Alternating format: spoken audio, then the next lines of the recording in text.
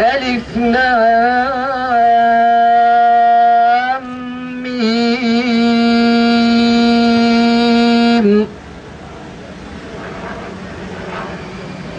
Ehasiben nasu en yutrakû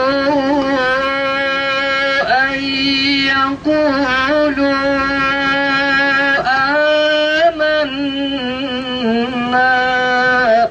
durumunu görüyoruz. İslami Selamet Cephesi'nin Haziran 1990'da almış olduğu oy oranı Allah için %54'tü. %54'tü. 1992'de yine bunu tard ettiniz. Yine inkar ettiniz. Yine Müslümanları şehit ettiniz. Yine katlettiniz. Bu mu sizin demokrasiniz? Bu mu sizin anlayışınız? Bu mu sizin zihniyetiniz?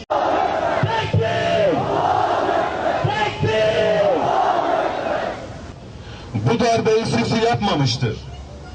Bu darbe Mürsi'ye karşı da yapılmamıştır. Bu darbe Amerika'nın, Avrupa Birliği'nin, onların yardakçılarının ve yerli işbirlikçilerinin yapmış olduğu bir darbedir İslam'a ve Müslümanlara karşı. Mısır firavunlarıyla, belanlarıyla, karunlarıyla meşhurdur.